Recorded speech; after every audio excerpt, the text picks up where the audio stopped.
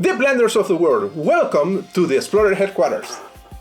Today we'll talk about 5 very common backpacking mistakes and how to prevent or fix them. These mistakes are made by backpackers all the way from amateurs to even some of those who consider themselves experts. And it's never too early or too late to pay attention to them. So let's get on with it. We all started somewhere, and while some of these mistakes might seem silly at first glance, keep in mind that there are indeed people out there that are caught unprepared and making them. Perhaps because they didn't have someone who pointed out what otherwise seems obvious to us now. The first mistake I would like to point out is don't pack equipment you won't need or use. There is an expression in the outdoors world that goes, "Don't pack your fears."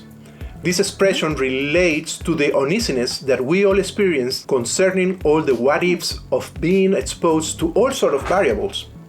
But too much food, too many clothes, all sorts of gadgets and electronics, or even a first aid kit worth of taking half the space inside of an ambulance will only weigh you down.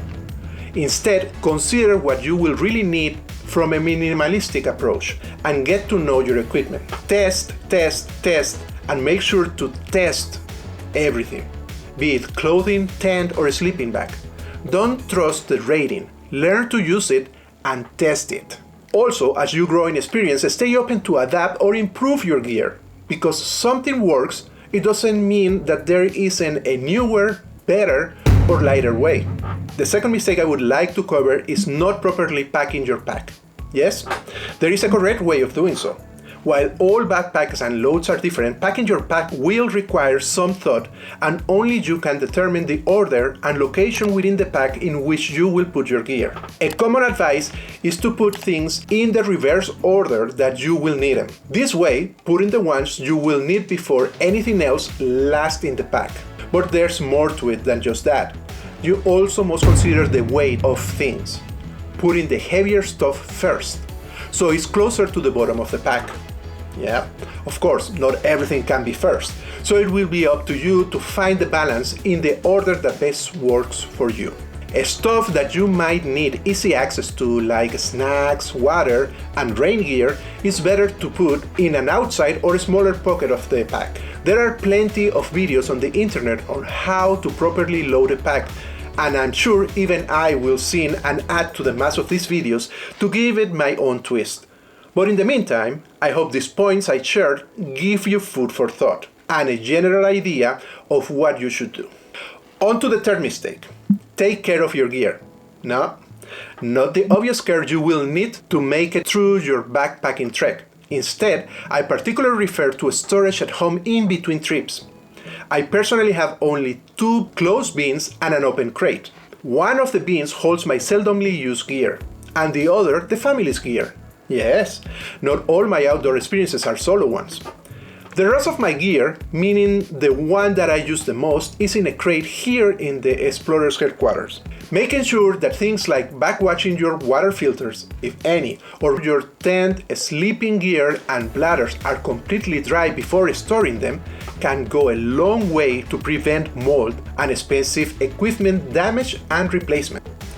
Ventilation is of the utmost importance when it comes to long-term storage.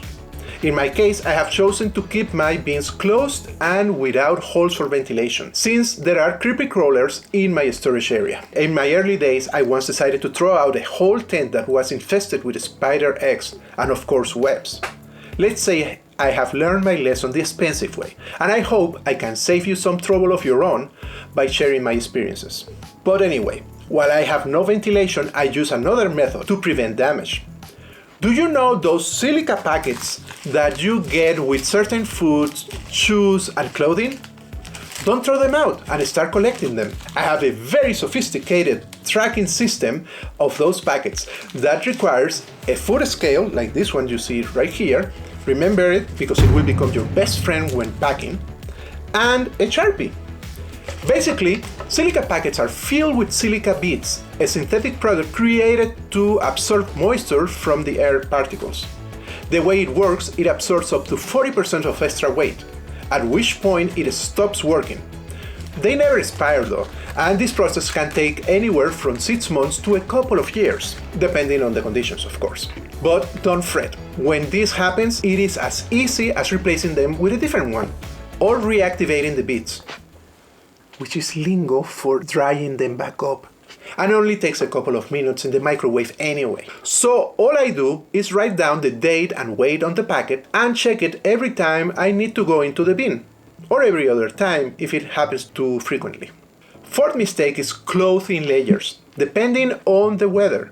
Again, an advice that seems silly, but time and time again I personally have made the mistake of trusting the weather service, and in an attempt to keep things as minimal and light as possible, have fallen into the malpractice of not following my own advice. Don't be a Geo, at least not in this. Of course, the season of the year may or may not trump the following list, but my general advice is, first, a base layer, made up of a lightweight and wicked fabric. Then an insulation layer, a light running jacket, vest or fleece usually works for this. Followed by a puffy jacket. This one is pretty much self-explanatory, and the one that is the most closely dictated by the season and region you are backpacking in. And last, but just as important, a waterproof layer, mostly meaning a jacket, since as long as you keep your torso warm, your legs should be able to endure the rain. When it comes to materials, synthetic fabrics like nylon, polyester, and microfiber versions of these are a lot better at wicking humidity, comfort regardless of the external temperature, strength, and weight. Yes, there is that word again. So it's better to avoid cotton if possible, and while cotton and wool are good for socks and insulation layers, they should be avoided if possible for the base layer. The fifth and last mistake we will discuss today is not having the appropriate footwear, as you can see here. When it comes to footwear, I used to think that nothing could be better than hiking boots for all trail-related activities. After all, it was right there in the name, hiking boots. Well, miles upon miles have proven me wrong, and this advice comes completely from experience.